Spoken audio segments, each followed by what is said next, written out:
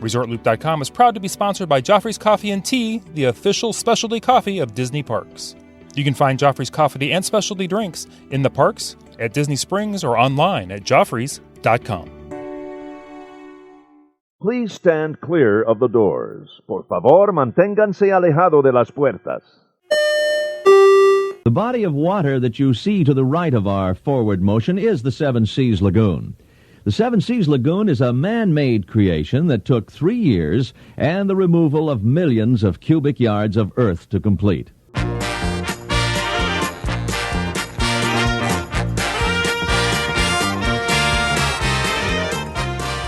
Hey everybody, thanks for joining us. I'm Tim Scott. This is ResortLoop.com, the gateway to the magic. This is episode 70-something.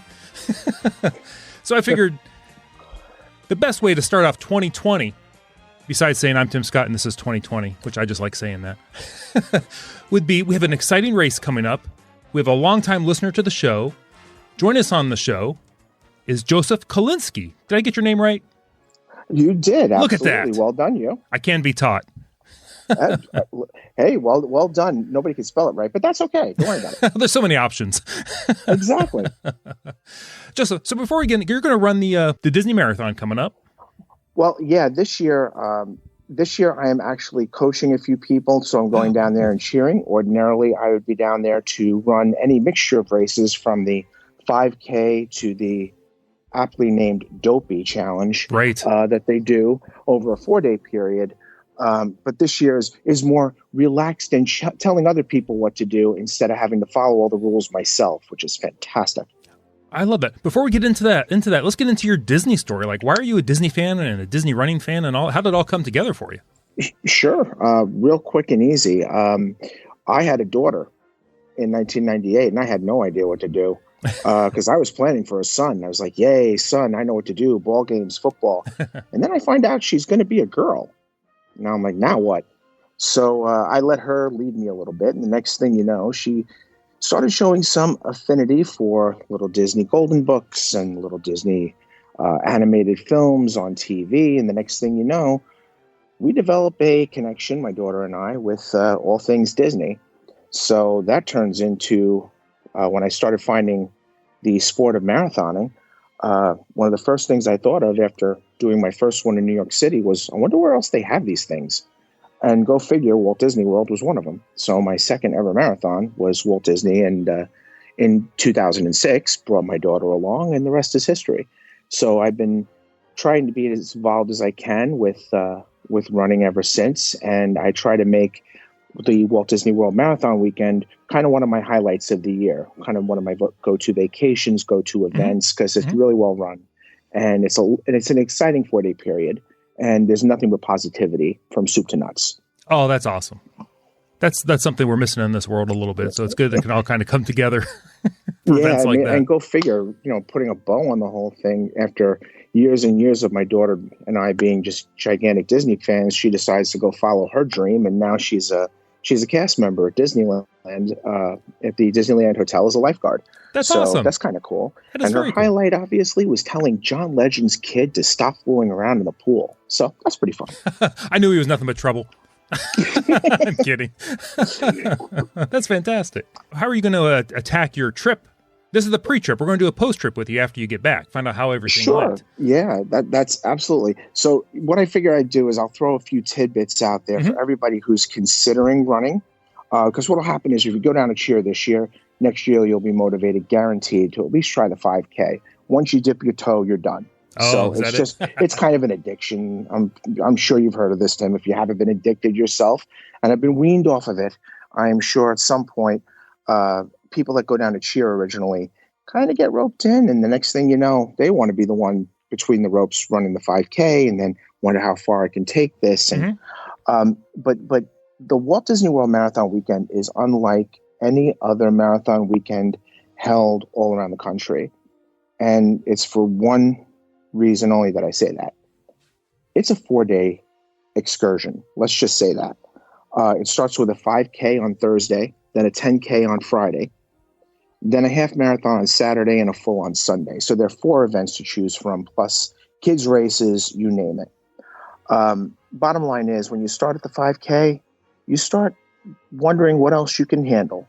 And then all of a sudden the 10K comes up. And I wonder if I can do the half marathon. And once you do the half marathon, you're on your way to Dopey, running all 4 days. Who are we kidding? Because they give away 6 awesome medals to run 4 races. And that's kind of the way, my passion for the race weekend has evolved. I've done Dopey several times. I've done Goofy a number of times. And it's a lot of fun, but there's a right way to do it and a wrong way to do it. And I know there's a wrong way to do it because I have done it so wrong in the past. Oh, my God. That's why you're good training people for this, cheering them on. Yeah. So the good thing is I'm training a few people that are participating this weekend in everything from the Dopey on down to the 10K and the 5K, which is just every race is just awesome. But tip number 1 is if you are interested in this race weekend and participating as an athlete, sign up early. I was planning to do the Goofy this year or maybe even the Dopey. I waited too long. Everything was sold out. Same thing with the Princess Half Marathon that we were talking about earlier before you started hitting the record button, which happens in February. That one sells out really quick too. And as does the Wine and Dine Half Marathon weekend, which is awesome. Yes, very popular. That one sells out quick too. So tip number 1, if you're thinking about it, know when it opens up and sign up early. It's smart to sign up early. That way you don't have to worry about it. That's a great tip. And quite frankly, number 2, here's another reason. I know I said there was one reason why it's different. I lied. There's more. There's another reason why this is a different race weekend than any other one that you're going to encounter across the country when you're doing a half marathon or a full, whatever. And that is, you have to be up at 2:00 in the morning for these things. And that's not easy. So, in your preparation, and for those of you listening to this, I don't know when this is going to be out, if it's going to be out before marathon weekend begins or not. Just a little tidbit. You're going to be up numerous days at 2:00 in the morning. That means you are not going to be riding Expedition Everest at 11 o'clock at night. It just doesn't work. Been there, done that. Ouch. Again, like I said, I've made every mistake in the book. So tip number 2, make sure that you basically think about dinner early and sleep early, which is the most difficult thing to be disciplined about when you are thinking about running in Walt Disney World. God knows there's 1,000,003 reasons to stay out till 2 in the morning. You really can't. And that's just my tip number 2. I get that one because as somebody gets up normally for work that time every day, you never you never get used to it totally. And you have to go to bed before everybody else. You feel like a toddler. That's exactly it. It's like, hey, let's have dinner at 4 p.m. Right. Let's go to sleep at 6. Why? Because I have to be up at 2 and I need at least 6 to 7 hours of sleep. Right. But we're in Orlando and the Magic Kingdom is kind of 1 monorail ride away. Can't we just hang out a little bit longer, please? Yes. That's and tough. The next thing you know, you're watching the fireworks. Ouch is all I'm going to say. Mm-hmm. You will pay for it the next morning. Yes. So a level of discipline in being able to say, I got to be able to run first and enjoy everything second. Not an easy thing to do when you're down there on vacation, because technically it's still a vacation. Exactly. So you want to do what you want to do. You figure I'll pay for it when I get back home. Oh, exactly. Oh, God. I've made every mistake from, what I'm going to do?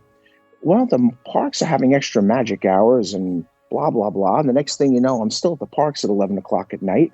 And then you say, well, I got to be up at 2 anyway for the 10K. So, let's just go hang out at Jelly Rolls for a bit. I'll just stay up. Big mistake. Oh, my God. So for someone this is going to be their first time, do you have a certain kind of resort, or what resort are you staying at, and what would you recommend for maybe somebody considering this? That's a great question. So everything, all 4 races ended at Epcot, which is awesome. Mm-hmm. So if you can stay around the boardwalk, or if you could stay at the Beach Yacht Club, Swan Dolphin, Boardwalk, I swear by those. I really do. Mm-hmm. Not that it makes the commute any easier. You still have to take a bus at 3 o'clock in the morning to get to the starting line. That's just the rules of the road. But coming back is slightly easier, which is good because you can literally finish, grab your bag, take your medal, and take your sweaty self through Epcot, under through the turnstiles around Future World, and head past Canada and England, and the next thing you know, you're out the International Gateway entrance and back to your hotel. And nothing feels better than taking a shower soon after finishing a half marathon down there. Then go and enjoy, But that's where I would stay normally. I would definitely stay around the boardwalk. I have no experience with that obvious brand new Riviera Hotel that opened up. I don't know how the Skyliners are going to be running or affect the marathon transportation this year. I was just thinking about that. If you're going down there, think about that. That may be an option the same way the monorail is an option, both for athletes when they're finished and for people that are cheering, looking to get from point A to point B easily. So, think about the Skyliner, but I can't give you answers on that one because from what I understand a little bit, the reliability is meh. And at the same time, I don't know if it's going to be running that early. Interesting. I wonder if it will be as well. We'll have to keep an eye out for that, and we'll have to report back. Yeah, that's what I will do. I will definitely be taking the Skyliner at one point this weekend. I'm kind of excited about that, and hopefully it runs and it doesn't get stuck for 3 hours. But we'll see. You know what? I haven't heard, ever since that one major, I won't say accident, but the major kerfuffle. Yep. There's not been too much news about it. Nice. Well, I pulled it out. That's an SAT word. That's awesome. What's your favorite restaurant? It's the evening before a race. Are carbs really necessary? What's your go-to? Okay, so yes, carbs are necessary. Oh, I love carbs. I've been carbing up for a marathon for years. Let's break out the history book real quick. This is kind of cool. There's a relationship between the New York City. There's kind of a relationship between the New York City Marathon and the Walt Disney World Marathon because Fred Lebow, the guy who created the New York City Marathon, was asked by some of the highfalutin executives at Walt Disney World that, hey, if we were going to do a marathon, how do we do it? And Fred gave them some tips and stuff like that to get it going. And lo and behold, it took a foundation and it's been going for over 25 years. But one of the other things that Fred brought to the marathoning world that has been embraced by everybody is the pasta dinner the night before, simply because carbohydrates burn a heck of a lot easier and more efficiently than protein. He figured the number one carb that everybody loves, spaghetti. So he threw the first gigantic pasta night or carbo loading dinner, and he held it at Tavern on the Green. And they used to do that for years. Okay. And that's really where that whole concept of, hey, let's eat pasta and in big mass groups took off. Am I a believer in that? Absolutely. Really, I like going to Epcot and going over to Via Napoli and grabbing a pizza. Oh. That's what I'll do the day before to carb up. I swear by the pizza over there. I love it. And right down the road is a nice little store where they sell that wonderful thing of fermented grapes, which is wonderful. And a bottle of that always helps as well. Of course, if you're an athlete, do me a favor, don't drink the night before a race. Done that too. Big mistake. But it looks nice. But I swear by Via Napoli. That's a great tip also. I love this. So that's really what my recommendation would be. I would stay away from things like I wouldn't go to the Japan pavilion and say, I'm going to carb up by eating sushi. Not going to work. It's just not going to work. Definitely go to Italy, grab something that's carb heavy, carb friendly, grab the linguine, grab a nice old pizza, carb up and enjoy your race the next morning because you're going to burn the calories off anyway. There's zero guilt, which is awesome. Now, before you go to race, how soon do you like to get there before, and do you just leave right after? What's your time frame for getting and leaving? Yeah. So here is another tip I'll throw out there for you. And this is why at the outset I said, if you're going to be running the 48.6 miles that are the dopey challenge for the 4 days, which bravo if you do, you're going to be up 4 days in a row at 2 a.m. And the reason I said 2 a.m. is because you're going to need to do a little bit of prep. You are going to need to eat something at 2 o'clock in the morning, which sounds awful to begin with, and it is. But you also have to be out of your hotel room door probably by 3 a.m. because of the fact that the races historically, the start times have been getting earlier and earlier and earlier. And with the number of runners coming from all the different hotels, the other thing you want to take into consideration is the fact that there is traffic. Lots of road closures plus lots of buses coming from every hotel at the same time equals a big backlog. So you want to try to be out there waiting for a bus at 3 a.m., 3:15, and probably you'll get to the starting area where you drop off your bag and everything, and you can have a little bit of water by around 4. Because by 4:30, people are starting to file in from the waiting area to the starting line. Now, the starting line from the waiting area is a decent 15 to 20-minute walk. You will have put in a mile change on your feet before the gun goes off. So that's another thing you have to take into consideration. Whenever you run a marathon at Walt Disney World, you easily put in 27 miles. Okay. That is a bare minimum of what you put in. So that's why you want the timing to be that early. Now, I don't know if you've heard about the Resort Loop running team, the Rocketeers.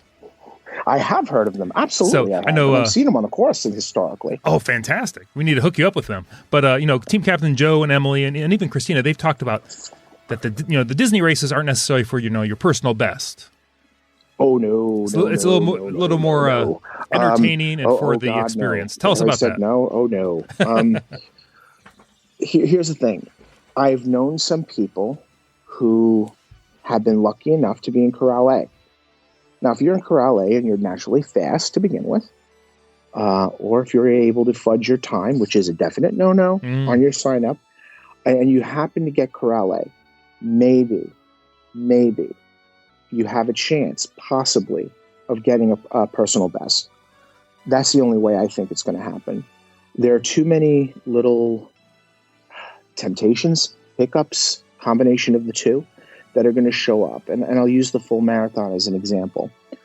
When you go down Main Street at around mile, let's say 5, 6, 7, in the Magic Kingdom, you're going to see people there. You're going to want to hug people, and everything gets exciting, and you're high-fiving people. And that doesn't sound like it slows you down, but everybody else is doing the same thing at the same time.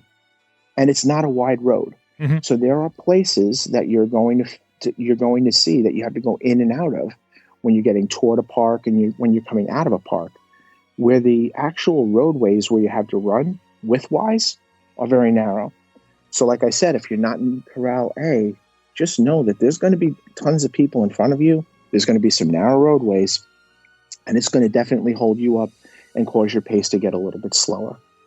Plus the combination, and the best example of that is when you're going from Hollywood Studios to Epcot along the walkway near the water. Oh, the boardwalk. That's extremely narrow. Gotcha. Extremely narrow. And it gets really slow. So the thing is that don't go into the race thinking that you're going to break the land speed record. You're not Roger Bannister when it comes to marathon weekend. It's just not the way the race is set up. Sounds like if you went in doing that, you'd be missing a lot of fun. Yeah. Oh my God. Yeah. Too. I mean, I remember in past years when they still had the Richard Petty driving experience. Yes. You had to run around the track, and you get to, check out all these old fashioned cars, and, there's Lightning McQueen and Tom Mater, and everybody's taking pictures, and just that little area in the middle of nowhere was enough to slow you down. Between that and the other distractions, obviously, when you get into the parks and the tidbits that they have in between the parks to sort of break up the monotony of running on highways, those are always changing, which is good. And they're always pretty good. The Haunted Mansion Grave Diggers is like a highlight coming out of Magic Kingdom. Everybody wants to take pictures laying down with the Grave Diggers. And that's a line. You see characters you normally don't see in the parks. Obviously, I want to take pictures with them. Go do it. So bottom line is there's so many distractions. Long story short, don't go in thinking you're going to qualify for the Boston Marathon or something like that. Go in thinking, I came down here as a vacation. This is going to be fun. I'm going to score a medal. That's awesome. And I'm going to have a great time. Before we wrap this up, is there anything you want to say before we have you come back in a few shows to find out how this all went? Sure. Yeah, I mean, I guess the last little tidbit, and this is a very quick reminder, is if you are running the longer races, if you're running the half marathon or the full marathon, please remember to take in a little bit of water now and then. People don't. Some people I've seen running do not like to drink water on the course because, quote unquote, it gives them a bellyache. Well, it may be in the 80s when you're down there and you're going to be sweating. Therefore, dehydration is definitely a risk. So make sure you drink some water.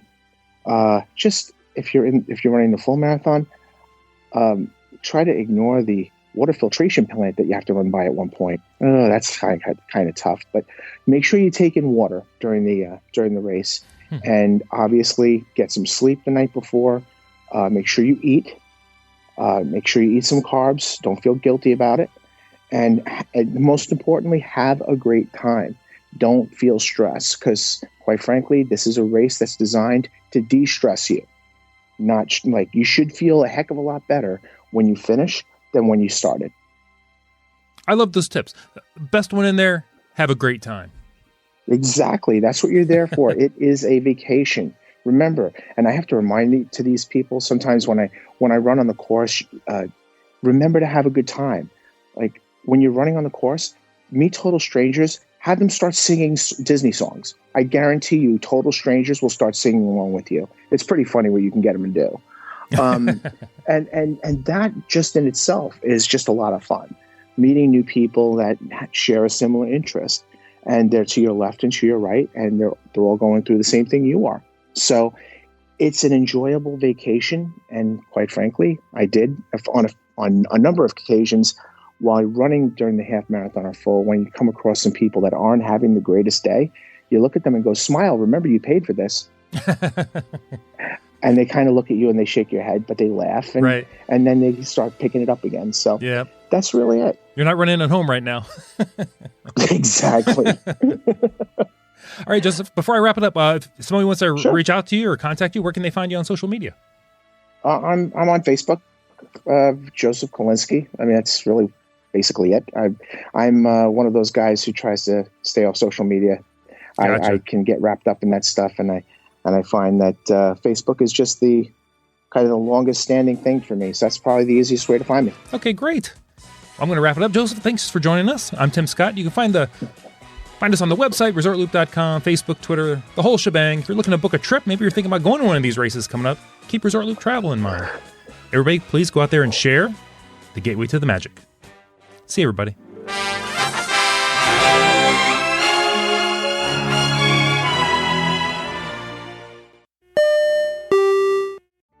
Vacation memories will stay with you and your family for a lifetime. The Resort Loop Travel Group was created with this in mind. Our fee-free services will relieve you of the stress and confusion of finding and booking the best vacation at the best price. After booking, we will continue to monitor for ways to save you even more on your vacation. We will check for any upcoming packages and discounts to save you as many vacation dollars as possible. Resort Loop Travel Group, gateway to your magical vacation memories. Get a quote, or for more information, visit ResortLoop.com.